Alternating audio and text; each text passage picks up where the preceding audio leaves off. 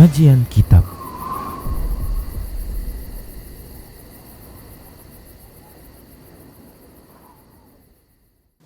Bismillah, assalamualaikum warahmatullahi wabarakatuh. Innal hamdalillah nahmaduhu wa nasta'inuhu wa nastaghfiruh wa na'udzu billahi min shururi anfusina wa min sayyiati a'malina. Man yahdihillahu fala mudilla lahu wa man yudlilhu fala hadiyalah. Wa asyhadu an la ilaha illallah wahdahu la syarika lah wa asyhadu anna Muhammadan abduhu wa rasuluhu sallallahu alaihi wasallam. Qala Allah tabaraka wa ta'ala, ya ayyuhalladzina amanu taqullaha haqqa tuqatih wa la tamutunna illa wa antum muslimun. Ya ayyuhan nasu taqu rabbakumul ladzi khalaqakum min nafsin wahidah wa khalaqa minha zawjaha wa bassa minhuma rijalan katsiran wa nisaa'a. Wattaqullaha alladzi tasaaluna bihi wal arham innallaha kana 'alaikum raqiba. Ya ayyuhalladzina amanu taqullaha wa qulu qawlan sadida yuslih lakum a'malakum wa yaghfir lakum dhunubakum wa may yuti'illaha wa rasulahu faqad faza fawzan 'azima amma ba'd. Fa inna asdaqal hadisi kitabullah wa khairal huda huda Rasulillah sallallahu alaihi wasallam wa syarral umuri muhdatsatuha wa kullu muhdatsatin bid'ah wa kullu bid'atin dhalalah wa kullu dhalalatin finnar. Alhamdulillah, segala puji hanya untuk Allah, selawat dan salam untuk nabinya Rasulullah sallallahu alaihi wasallam. Para pemirsa Rosyad TV dan para pendengar radio Medan Mengaji di mana saja Anda berada, rahimani wa rahimakumullah. Kita akan lanjutkan pembahasan akidah tauhid dalam bahasan al-wala wal bara. Al-wala wal bara.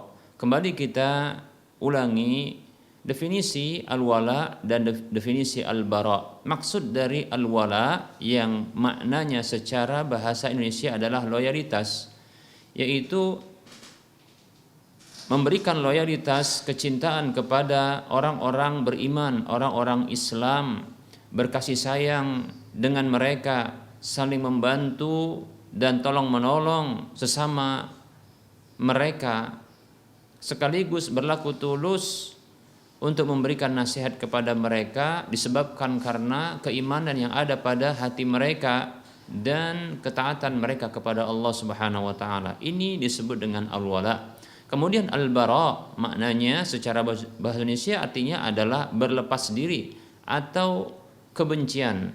Adanya kebencian. Maksudnya adalah kebencian dan berlepas diri dari musuh-musuh Allah Subhanahu wa taala dari kalangan orang-orang kafir, orang-orang munafik, menjauhi kebiasaan yang menjadi kekhususan mereka dalam urusan dunia maupun agama mereka, sekaligus berlepas diri dari ritual-ritual keyakinan, agama dan kebiasaan yang menjadi kekhususan mereka. Inilah yang disebut dengan al-bara.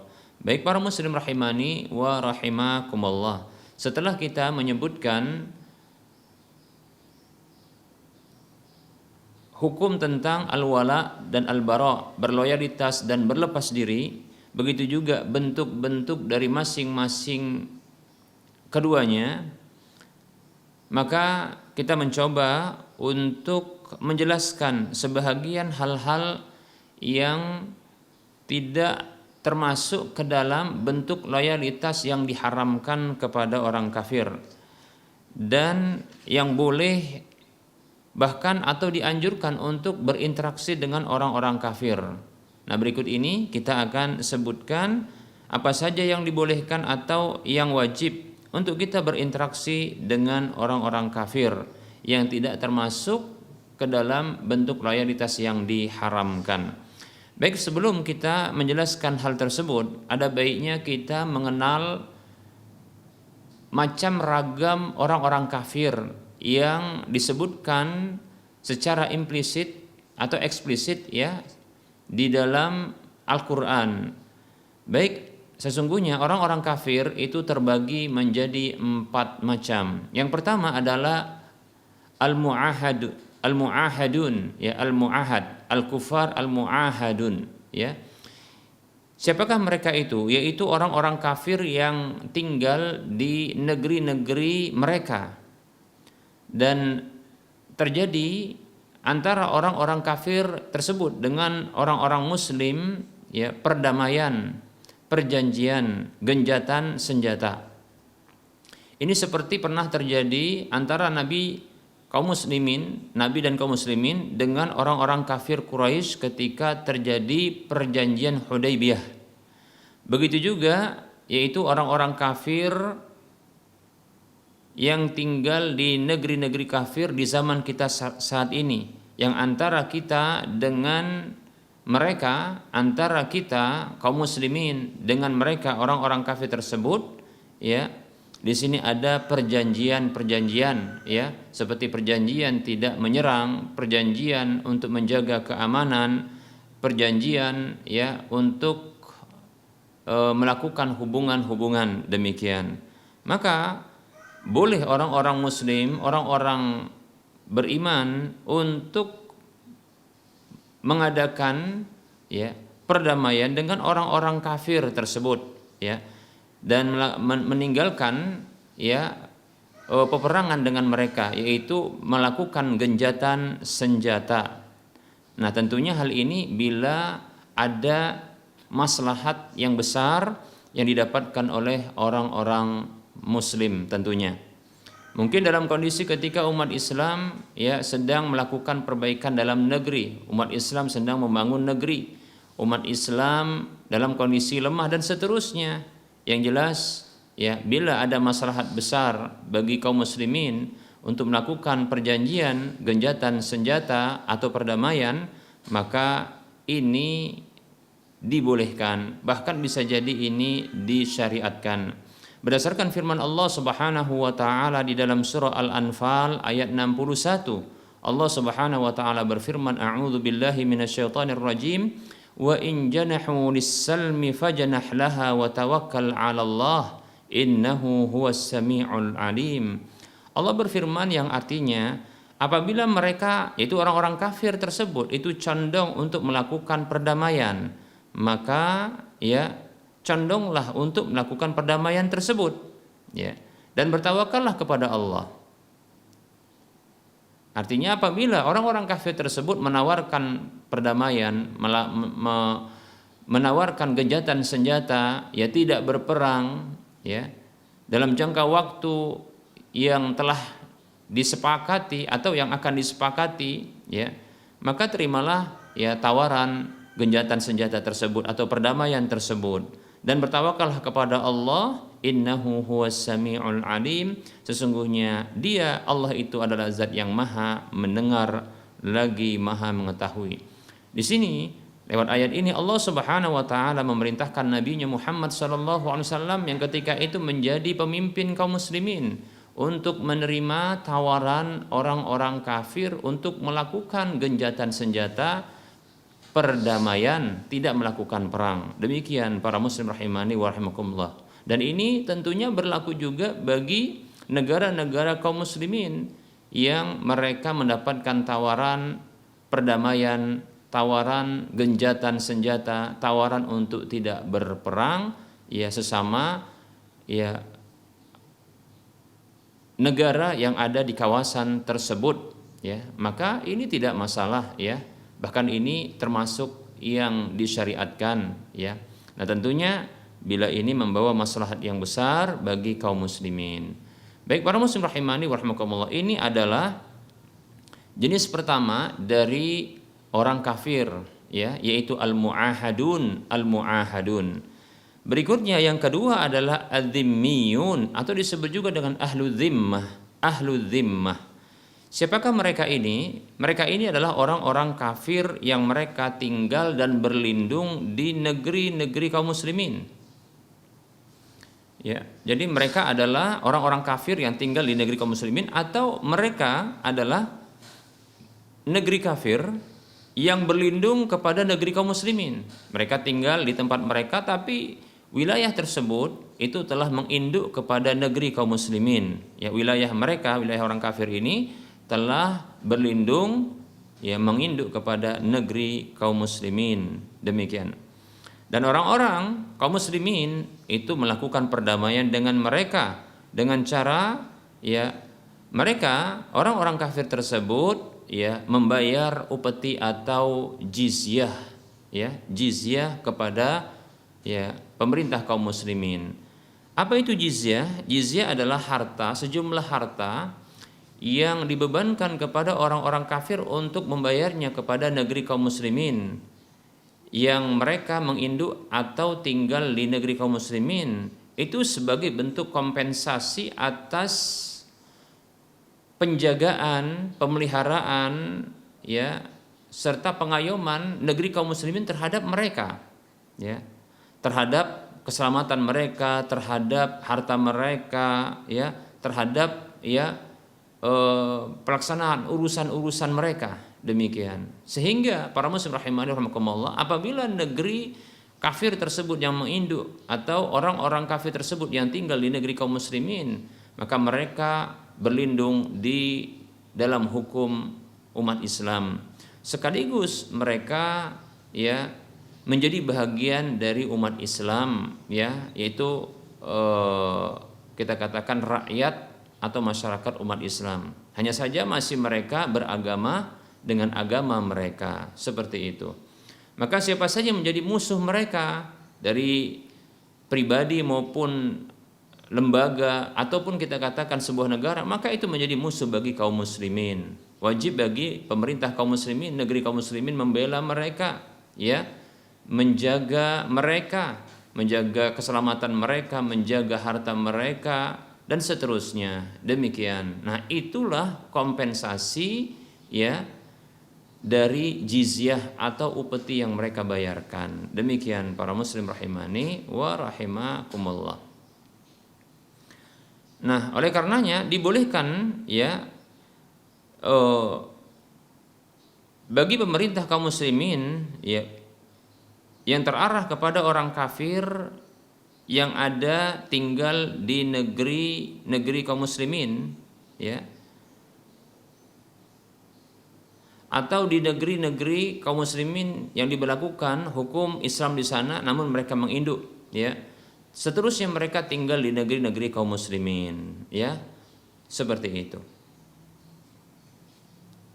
Nah, tentunya namun dikecualikan dari hal ini adalah, ya, jazirah Arab, ya, jazirah Arab, maka tidak boleh orang-orang kafir tinggal di sana. Baik, nanti akan kita sebutkan dalilnya.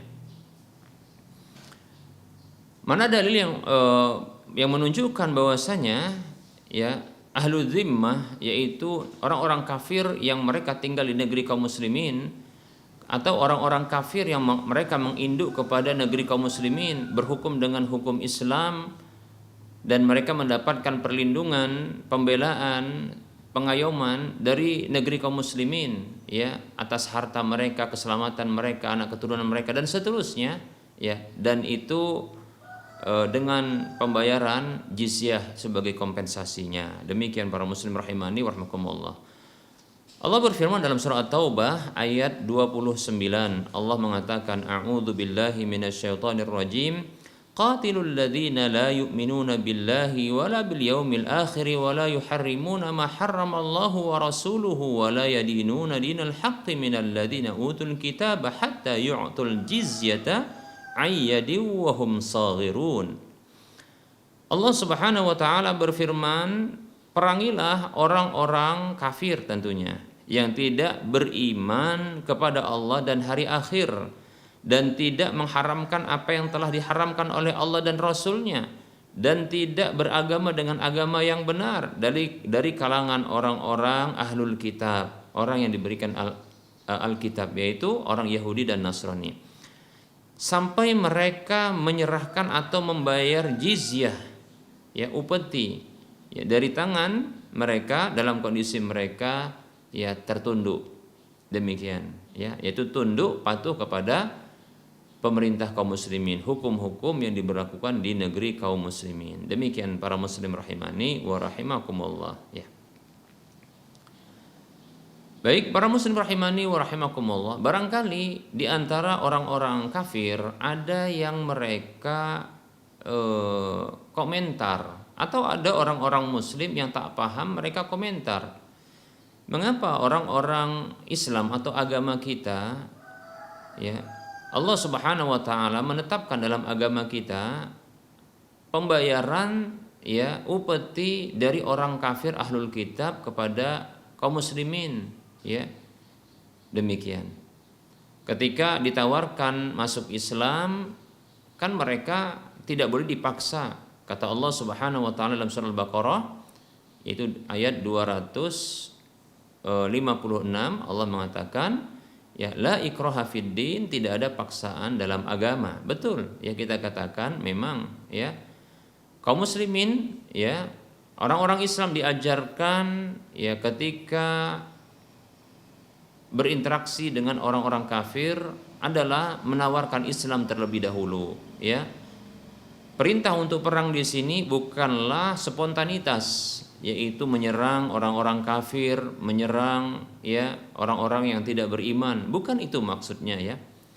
Di dalam hadis yang lain itu, ya, ada penjelasannya, ya, di mana Rasulullah Shallallahu Alaihi Wasallam berpesan, berwasiat kepada para panglima perang, ya, sebelum mereka berperang, menyerang, ya, maka hendaknya mereka menawarkan Islam terlebih dahulu, ya. Jadi bukan, ya, semena-mena, sewenang-wenang menyerang, membunuh, tidak demikian. Namun punya adab, ditawarkan dulu Islam ini, ya, diajak untuk masuk Islam, ya, ditawarkan untuk beriman kepada Allah, zat yang telah menciptakan mereka, ya, ditawarkan dulu untuk masuk ke dalam agamanya Allah, ya, agama zat yang telah memberikan rezeki kepada mereka. Demikian, seperti itu. Namun tidak ada paksaan dalam agama, la ikraha fid din, kata Allah. Tidak ada paksaan dalam agama, ya. Sehingga kaum muslimin pun tidak memaksa mereka. Oleh karenanya tidak langsung diserang. Yang kedua adalah ketika mereka, orang-orang kafir itu menolak untuk masuk Islam, maka ada pilihan yang lain, yaitu pilihan untuk menginduk kepada negeri kaum muslimin atau masuk ke dalam negeri kaum muslimin walaupun mereka masih beragama kafir, menjadi ahlul zimmah, ya, menjadi zimmiyun, yaitu orang-orang kafir yang mereka menginduk, masuk dan tinggal di negeri kaum muslimin, hanya saja berhukum dengan hukum Islam, ya. Dan mereka akan mendapatkan pengayoman, mereka akan mendapatkan perlindungan, mereka akan mendapatkan pembelaan, dan mereka akan mendapatkan hukum yang sama seperti orang-orang muslim dalam urusan sehari-hari, ya. Demikian, ya. Bila mencuri, maka bila terpenuhi syarat-syaratnya maka dipotong tangannya, ya. Apabila orang kafir, orang-orang muslim yang mengganggu harta mereka, maka orang muslim tersebut bisa diberikan sanksi hukuman. Demikian, seperti itu, ya. Yang jelas orang-orang kafir ini ditawarkan untuk, ya, menginduk kepada negeri kaum muslimin, masuk tinggal di negeri kaum muslimin, kemudian berhukum dengan hukum yang ada di negeri kaum muslimin. Demikian. Dan mereka akan mendapatkan perlindungan pada harta, jiwa, ya, kehormatan mereka. Demikian, mereka mendapatkan pengayoman, seperti itu, ya. Bahkan musuh mereka akan menjadi musuh umat Islam, tapi ada syaratnya. Syaratnya adalah mereka membayar jizyah, semacam upeti. Demikian. Dan itu tidaklah diwajibkan kepada setiap mereka, karena mereka juga ada yang miskin, maka tidak diwajibkan bagi orang miskin. Sebagaimana ada juga beban kewajiban yang diberikan kepada setiap individu kaum muslimin, tapi bagi yang mampu dan kaya saja, yaitu disebut dengan zakat setiap tahunnya. Demikian. Bahkan orang Islam, ya, itu bahkan bisa terkena 2 kali pembayaran, ya. Mereka ada namanya zakatun nafsi, zakat jiwa, itulah disebut dengan zakatul fitri, yaitu di penghujung dari bulan Ramadan untuk masuk ke Syawal. Demikian, seperti itu. Kemudian nanti ketika ada kelebihan harta mereka dan terpenuhi syarat-syarat wajibnya, maka mereka akan dikenakan zakat harta bahkan 2 kali. Nah, umat Islam saja itu kena 2 kali pembayaran zakat. Ya, mereka mendapatkan perlindungan pada harta, ya, jiwa dan kehormatan mereka serta payoman, ya. Nah, orang-orang kafir cukup bayar jizyah saja itu sekali dalam setahun. Demikian, ya. Seperti itu, ya. Jadi ada kesamaan. Jadi jangan merasa hina, ya. Ini sebagai penjelasan, ya, supaya tidak tidak muncul dalam benak kaum muslimin yang merasa aneh dengan kebijakan dalam syariat agama Allah ini, agama Islam ini adanya jizyah, bayar upeti yang diambil dari orang-orang kafir. Demikian. Karena itu kompensasi, demikian, seperti itu, ya. Baik para hamba Allah rahimani wa rahimakumullah. Nah, ketika mereka juga menolak, padahal sudah tawaran menarik ini, ya, tawaran menarik. Mereka akan mendapatkan perlindungan dan pengayoman pada jiwa mereka, pada keluarga mereka, pada harta mereka, pada kehormatan mereka, dan pengayoman sekaligus, kan begitu. Musuh mereka menjadi musuh umat Islam, tak mau juga untuk berlindung dan menginduk kepada negeri kaum muslimin. Ya, baru muncul tawaran yang terakhir, ya sudah kalau begitu berperang. Demikian, seperti itu. Bahkan berperang itu bukan lantas kontan menyerangi, membunuhi mereka, tidak, ya. Tidak boleh membunuhi wanita, tidak boleh membunuh anak-anak, tidak boleh membunuh ahli ibadah, tidak boleh membunuh orang-orang tua renta, tidak boleh membunuh orang yang tidak turut berperang, tidak boleh membunuh orang yang lari, ya. Seperti itu, lari dari medan pertempuran. Demikian. Jadi tidak dibunuhin semua, begitu, ya. Seperti itu para muslim rahimani wa rahimakumullah. Bahkan tawanan perang ini apabila ternyata ada peluang untuk bisa dibebaskan, maka dibebaskan. Ini tergantung kebijakan dari penguasa kaum muslimin, ya. Seperti itu. Baik para muslim rahimani wa rahimakumullah. Kita lanjutkan berikutnya, ya, jenis ketiga dari orang-orang kafir adalah musta'manun. Ya, orang-orang kafir yang disebut dengan musta'manun. Siapa mereka ini? Yaitu orang-orang kafir yang masuk ke negeri kaum muslimin, ya, dengan jaminan keamanan dari penguasa kaum muslimin atau salah seorang dari kaum muslimin, ya. Maka dibolehkan, ya, kita, ya, kaum muslimin itu dibolehkan, kaum muslimin, ya, hendaknya mereka mengizinkan dan membolehkan bagi orang-orang kafir atau orang-orang musyrik untuk masuk ke negeri kaum muslimin dan memberikan, ya,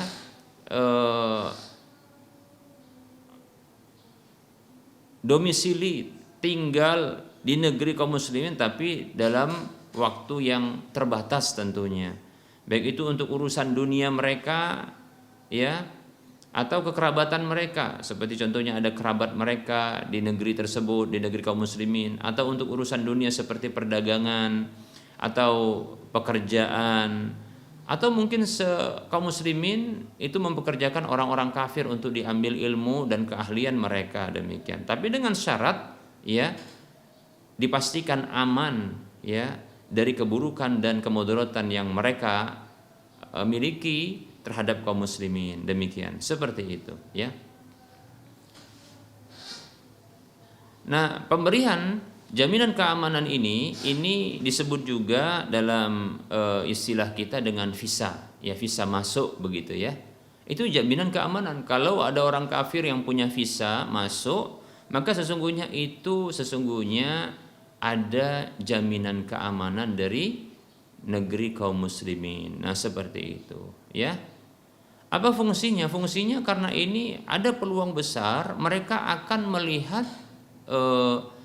kebiasaan-kebiasaan kaum muslimin, mereka akan melihat, ya, hal-hal baik yang ada di negeri kaum muslimin, yang semoga mereka ini bisa tertarik, demikian. Dan mudah-mudahan mereka bisa mendengarkan, ya, prinsip-prinsip Islam, ya. Begitu juga mendengarkan tentang ajaran-ajaran Islam, mudah-mudahan dengan itu mereka akan mendapatkan hidayah. Demikian para muslim rahimani warahmatullah. Nah, mana dalil yang menunjukkan hal tersebut? Dalilnya adalah Allah berfirman di dalam surah At-Taubah ayat 6. Allah berfirman, A'udzu billahi minasyaitonir rajim. Wa in ahadum minal musyrikin istajaraka fa'ajirhu hatta yasma'a kalam Allah summa ablighu ma'manah. Dzalika bi annahum qaumul la ya'lamun. Allah Subhanahu wa taala berfirman dalam surah At-Taubah ayat 6 yang artinya, dan apabila ada di antara orang-orang musyrik, orang-orang kafir maksudnya, yang meminta perlindungan kepadamu, maka berilah perlindungan kepadanya, lindungilah ia, agar ia sampai ia bisa mendengarkan firman-firman Allah Subhanahu wa taala.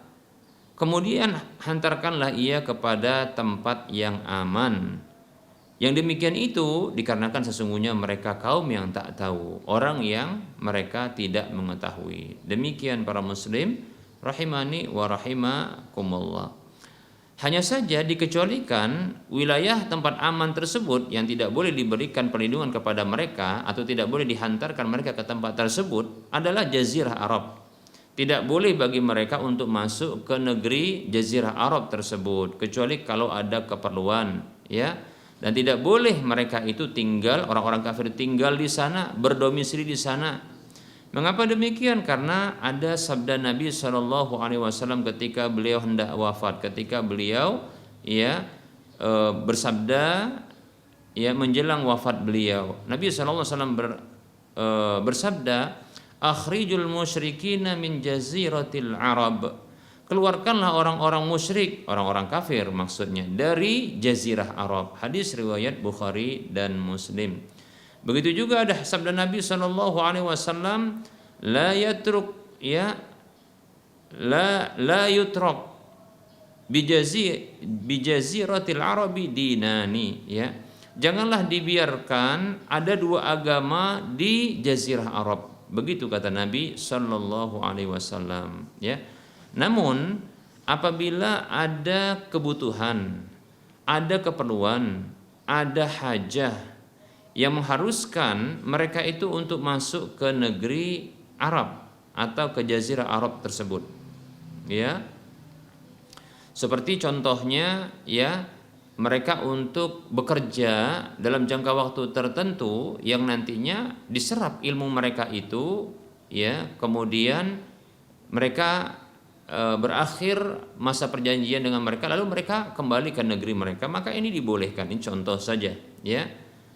Sebagaimana Nabi SAW pernah mengakui, ya, adanya orang-orang Yahudi Khaybar untuk tinggal di Jazirah Arab, yang mereka bekerja, ya, ada kebutuhan, ya, untuk kebutuhan kaum muslimin terhadap tenaga mereka atau kerja, ya, pekerjaan mereka tersebut. Demikian.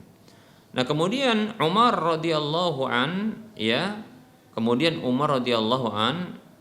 membersihkan Jazirah Arab di masa Umar radhiyallahu an ketika menjadi khalifah, ya, membersihkan Jazirah Arab dari orang-orang Yahudi tersebut. Tatkala tidak lagi dibutuhkan, ya, orang-orang Yahudi ini untuk tinggal di Jazirah Arab. Demikian. Nah, oleh karena itu, ya, tidak boleh untuk mengedepankan mereka ketimbang orang-orang muslim, ya, untuk masuk ke Jazirah Arab sebagai pekerja, ya, sebagai pembantu, ya, sebagai supir contohnya, dan yang lainnya, ketika didapatkan, ya, orang-orang Islam yang bisa untuk dipekerjakan dengan pekerjaan tersebut, ya. Jangan didahulukan orang-orang kafir. Demikian, ya. Maka hendaknya mendahulukan orang-orang muslim. Demikian para muslim rahimani wa rahimakumullah.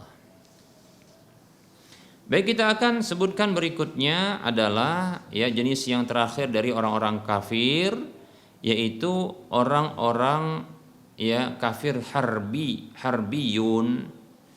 Siapa itu? Yaitu orang-orang kafir yang mereka memusuhi umat Islam, memerangi umat Islam, orang kafir yang menyerang kaum muslimin, ya, yang tentunya bukanlah orang-orang yang orang kafir yang tiga yang kita sebutkan jenisnya, tiga jenis sebelumnya, demikian, ya, seperti itu, ya. Nah, orang-orang seperti inilah, ya, orang-orang kafir seperti ini yang mereka menyerang kaum muslimin, yang mereka memerangi kaum muslimin, yang membunuh kaum muslimin, ya. Orang seperti inilah, ya, orang-orang kafir seperti ini yang disyariatkan bagi umat Islam untuk berjihad dan memerangi mereka sesuai dengan kemampuan, demikian. Ya. Allah Subhanahu wa taala berfirman di dalam surah ya An-Nisa ayat 91, A'udzu billahi minasyaitonir rajim. Fa in lam ya'tazilukum wa yulqu ilaikumus salama wa yakuffu aydiyahum fakhudhuhum wa qatuluhum haitsu saqiftumuhum wa ulaikum ja'alna lakum 'alaihim sultanan mubina. Ya. Allah berfirman yang artinya, jika mereka tidak membiarkan kamu dan mereka tidak mau menawarkan perdamaian kepadamu, serta mereka tidak mau menahan ya tangan mereka untuk memerangimu, maka tawanlah mereka dan bunuhlah mereka di mana saja yang kamu temui mereka itu. Dan mereka itulah orang-orang yang kami berikan kepadamu alasan yang nyata untuk memerangi, menawan dan membunuh mereka itu. Demikian, ya, seperti itu. Jadi kalau memang tak mau untuk damai, ya, dan tak mau juga untuk menahan, ya, gangguan kepada kaum muslimin, ya, dan seterusnya mereka ini melakukan gangguan-gangguan dan penyerangan kepada kaum muslimin, maka ini harus dibalas. Maka bangkitlah jihad kepada mereka ini, ya, membalas mereka. Demikian para muslim rahimani wa rahimakumullah. Nah, ini barangkali yang bisa kita sampaikan pada pertemuan kali ini, walaupun kita belum menyebutkan tentang hal-hal apa saja yang dibolehkan bagi kaum muslimin untuk berinteraksi dengan orang-orang kafir tersebut, ya. Nah, ini 4 golongan atau 4 macam, 4 jenis orang-orang kafir yang kita jangan keliru, ya. Sesungguhnya Allah Subhanahu wa taala membedakan orang-orang kafir tersebut, maka kita jangan menyamaratakan mereka. Betul, mereka sama dalam kekafiran dan kekufuran tersebut. Namun tingkatan-tingkatan kekufuran tentunya berbeda-beda. Mereka sama-sama punya kekufuran, punya kesyirikan. Namun Allah membedakan mereka, ya, membedakan mereka. Maka kita pun wajib juga membedakan mereka. Karena dengan mengenali yang macam-macam mereka seperti ini, maka kita bisa bersikap yang benar sesuai dengan tuntunan Allah dan Rasul-Nya. Demikian, ya. Jadi bukan seperti ya sebagian dari saudara-saudara kita yang menyamaratakan orang-orang kafir sama saja. Sampai pun orang-orang kafir yang diberi keamanan bagi kaum muslimin, yang diberi keamanan dari pemerintah kaum muslimin, mereka bunuhi dengan alasan ini adalah kafir yang orang kafir yang layak untuk diperangi dan diarahkan jihad kepadanya. Maka ini keliru, kita katakan. Ini menunjukkan mereka ya tidak memahami ya Al-Qur'an, di mana Allah Subhanahu wa taala ya membagi orang-orang kafir ini ya dengan sikap yang berbeda pula. Maka kita wajib untuk memahami hal tersebut. Baik. Barangkali kita cukupkan terlebih dahulu untuk penyampaian materi. Insyaallah taala kita akan lanjutkan pada waktu mendatang dan kita masuki sesi soal jawab. Baik, pertanyaan yang telah masuk kita coba untuk menjawab. Disebutkan begini, Assalamualaikum Ustadz, izin bertanya, bagaimana kita menanggapi syubhat orang yang mengatakan seperti ini? Kamu itu harus ikut serikat tolong-menolong masyarakat lingkungan setempat. Kalau tidak, bagaimana kalau engkau, istrimu dan anakmu nanti meninggal dunia, ya. Sementara kita tahu kalau di serikat tolong menolong itu, ya, ada dibuat orang sekarang ini banyak sekali ibadah yang melanggar sunnah Nabi SAW. Atau di sini disebutkan. Sementara kita tahu kalau di serikat tolong menolong itu, ya, banyak sekali orang-orang yang melakukan, ya, ibadah yang melanggar sunnah Nabi SAW. Mohon pencerahannya Ustaz. Jazakallahu khaira. Waalaikumsalam warahmatullahi wabarakatuh. Wa anta fajazakallahu khaira. Baik. Sesungguhnya bukanlah merupakan kewajiban untuk mengikuti organisasi masyarakat setempat berupa serikat tolong menolong, ya. Yang penting sebenarnya adalah berinteraksi dengan masyarakat dengan, ya, interaksi Islami, akhlak-akhlak Islami, ya, akhlak yang mulia. Bertegur sapa dengan mereka, ya, memenuhi hak-hak kaum muslimin, seperti kalau ketemu yang mengucapkan salam, kalau mereka mengucapkan salam ya kita jawab salam, kalau mereka sakit ya dijenguk, kalau mereka wafat maka diikuti jenazahnya atau takziah, ya. Kalau mereka memberikan undangan maka datang, demikian. Nah, seperti itu. Kemudian andaikan mereka butuh nasihat maka berikan nasihat, seperti itu, ya. Saling membantu dan menolong, ya. Demikian. Insyaallah taala, ya.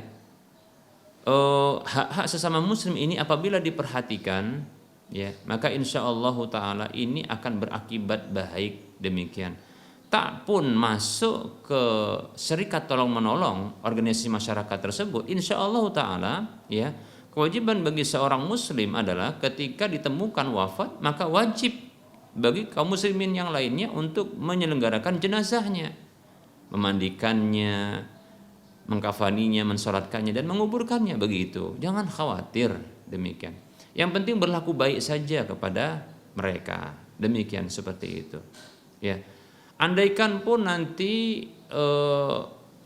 tidak ikut, tidak terdaftar, insyaallah taala, ya, tetap saja akan diberlakukan. Hanya saja mungkin dari sisi biaya ini mungkin lebih mahal, ya, karena namanya serikat tolong menolong, ya.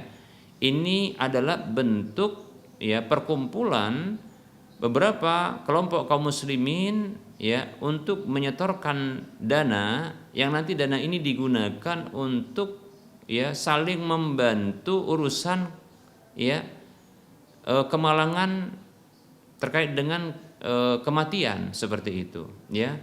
Seperti contohnya nanti kemudahan, ya, untuk mendapatkan perlengkapan jenazah, ya, kemudian begitu juga seperti teratak atau kursi-kursi bagi pentakziah, sampai pun nanti sampai biaya pengebumian atau penguburan. Nah, itu sudah ditertanggulangi dan ini biasanya lebih murah. Nah, kalaupun seandainya tidak ikut serikat tolong menolong tapi terus memberikan hak sesama muslim, ya, kalau ada kegiatan sosial maka turut serta, seperti contohnya kebersihan lingkungan, ya, begitu juga jaga malam, insyaallah taala, apalagi dengan tetangga berlaku baik, memberikan hadiah dan memberikan hak-hak sesama muslim, insyaallah taala, ya, kaum muslimin yang ada di sekitar itu akan memberikan respon yang baik, ya, penilaian yang baik, insyaallah taala. Andaikan pun wafat mereka akan turut serta, ya, karena tahu bahwasanya ini orang baik, ini kan begitu. Hanya saja mungkin biaya yang dikeluarkan mungkin lebih besar sedikit, mungkin, ya. Seperti harus membeli kafan sendiri, ya, membeli kafan sendiri. Begitu juga barangkali nanti ada biaya penguburan yang mungkin lebih mahal sedikit, kan seperti itu. Nah, demikian. Adapun nanti yang memandikan, ya, yang mengkafani, yang mensolatkan dan menguburkan, insya Allah ada kaum muslimin, insya Allah taala. Lebih-lebih kalau kita sendiri tahu tentang tata cara penyelenggaraan jenazah tersebut, demikian, ya. Jadi jangan khawatir, wallahu taala a'lam. Assalamualaikum Ustadz, maaf sebelumnya menyita waktu. Baik, ada suatu hal yang ingin saya tanyakan mengenai hukum kehalalan pekerjaan seseorang, di mana orang tersebut bekerja dalam ruang lingkup kampus, yang sehingga terkadang membantu kebutuhan mahasiswa, termasuk salah satunya saat musim pembuatan karya akhirnya, yaitu skripsi. Maka berikut ini yang akan saya tanyakan, bolehkah orang tersebut membantu pengerjaannya semisal untuk pengeditan, penomoran halaman, demikian. Kemudian yang kedua, di dalam skripsi ada pernyataan yang menyatakan kalau skripsi yang dibuat adalah hasil karya sendiri. Bagaimana hukumnya jika kita membantunya dalam hal pengeditan atau penyelesaian skripsi yang tidak mampu diselesaikannya? Bagaimana pula hukumnya jika tidak terdapat surat pernyataan tersebut? Bolehkah kita membantunya jika ikut andil dalam pengerjaan skripsi tersebut? Baik ya. Waalaikumsalam warahmatullahi wabarakatuh. Saya condong yang seperti ini merupakan bentuk membantu untuk munculnya sebuah bentuk manipulasi, ya. Tentunya nanti skripsi tersebut, ya, walaupun ya tidak ada surat pernyataan bahwasanya itu dibuat atas atas karya pribadi sendiri mahasiswa tersebut ataupun tidak. Namun yang jelas bahwasanya skripsi tersebut apabila telah selesai itu akan dinisbatkan kepada sang mahasiswa tersebut, padahal karya atau sebahagian dari pengerjaan itu dilakukan oleh orang lain. Maka bila ini dilakukan bentuk membantu seperti ini, ya, atau menyelesaikannya, ya, kalau sekedar hanya pengeditan saja, saya kira ini hanya susunan bahasa saja, kan begitu, ya, susunan bahasa, ya, atau contohnya barangkali penomoran, ini saya kira tidak masalah. Tapi kalau seandainya diselesaikan dengan membuat rangkuman atau kita katakan sebahagian dari tulisan itu yang ini sangat berpengaruh, ya, bagi kualitas skripsi tersebut, ternyata itu dibuat oleh orang lain, maka ini merupakan bentuk tolong menolong di atas, ya, tindakan manipulasi. Mengapa? Yaitu manipulasi bentuk plagiat atau kita katakan, ya, penisbatan karya tulis yang sesungguhnya bukan miliknya, bukan karyanya, tapi karya orang lain, demikian. Tapi kalau saya kira untuk penomoran tadi, ya, pertanyaan kalau penomoran, begitu juga pengeditan kata-kata, seperti mungkin ini katanya kurang tepat, ya, seperti contohnya mestinya dari atau mungkin ketimbang tapi disebut dengan daripada, nah seperti itu, ya. Nah ini mungkin dari sisi bahasa saja, ya ini tidak masalah, ya. Maka yang seperti ini seperti guru pembimbing atau kita katakan dosen pembimbing. Namun kalau seandainya ada satu lembar atau kita akan beberapa lembar atau setengah lembar yang ini merupakan penjelasan atau hal yang sangat berpengaruh bagi kualitas skripsi tersebut, ya, bahkan di sini mungkin intinya, dan ini dibantu oleh orang lain, ya, hasil karya fikir karyanya, ide fikirannya, kan begitu, yang ini ternyata dari orang lain dan yang dikembangkan oleh orang lain, bukan dari mahasiswa tersebut, lalu diperbantukan yang seperti ini, maka yang seperti ini, ya, ini keliru, ya, ini membantu, ya, untuk menisbatkan sesuatu kepada yang bukan miliknya, maka ini hal yang terlarang dan saya condong termasuk, ya, manipulasi dan itu terlarang, ya, ini termasuk qauluzur, ya, qauluzur, pernyataan palsu atau manipulasi. Wallahu ta'ala alam, sebaiknya dihindari pekerjaan seperti ini, ya. Adapun sekedar penomoran, ya, sekedar mungkin bahasa yang keliru, apa penggunaan bahasa yang tidak baku kemudian diluruskan, saya kira ini tidak masalah. Wallahu ta'ala alam.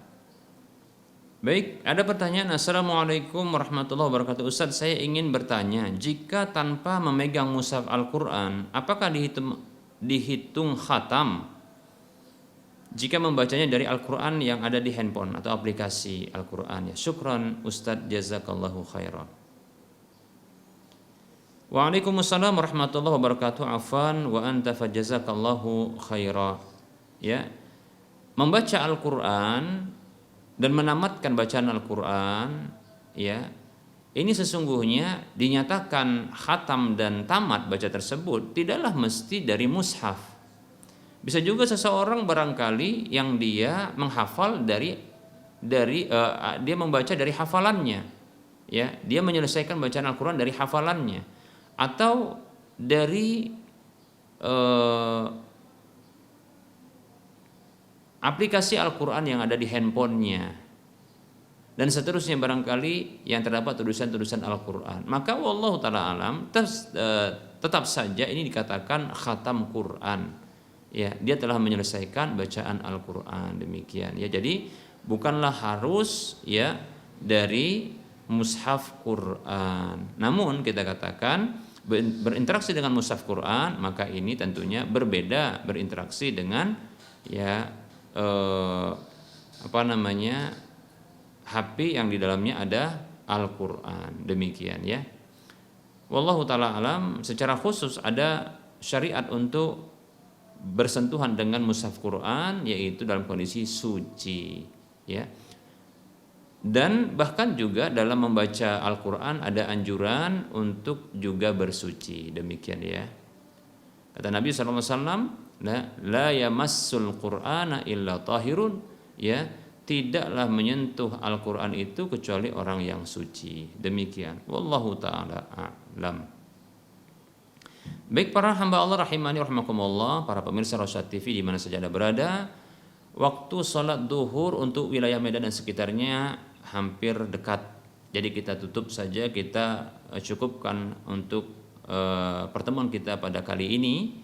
Mohon maaf apabila ada kekurangan dan kesalahan dalam penyampaian. Ya, kepada Allah saya mohon ampun, dan kepada para pemirsa dan para pendengar sekalian saya mohon maaf. Kembali saya mengingatkan kepada saudara-saudara seiman, mari kita ya berdonasi. Mari kita ya arahkan sebahagian dari harta kita yang telah Allah Subhanahu wa taala titipkan kepada kita. Ya, yang insyaallah taala harta kita ini apabila kita arahkan ya untuk berinfak dan bersedekah, maka ini akan menjadi aset akhirat kelak yang akan mengalirkan pahala kepada kita walaupun kita telah wafat. Silakan arahkan ya donasi Anda untuk membebaskan lahan yang nantinya di lahan tersebut akan dibangun masjid ya, Masjid Al-Muwahhidin, Masjid Al-Muwahhidin ya. Bagi kaum muslimin ya, silakan ya arahkan sebagian harta Anda, sedekahkan dan infakkan ke nomor rekening Bank Syariah Mandiri atau Bank Syariah Indonesia di nomor rekening 7127485555 atas nama Yayasan Lajnah Dakwah Medan, kode bank 451 ya. Kita ulangi, arahkan ya infak dan sedekah Anda ke nomor rekening berikut ini, yaitu Bank Syariah Mandiri atau Bank Syariah Indonesia di nomor rekening 7127485555 atas nama Yayasan Lajnah Dakwah Medan, kode bank 451. Semoga termotivasi dan bermanfaat. Kita tutup. Wassallallahu ala Muhammad wa ala alihi wa ashabihi ajma'in. Subhanakallahumma wa bihamdika asyhadu an la ilaha illa anta astaghfiruka wa atubu ilaika. Walhamdulillahirabbil alamin. Wassalamualaikum warahmatullahi wabarakatuh.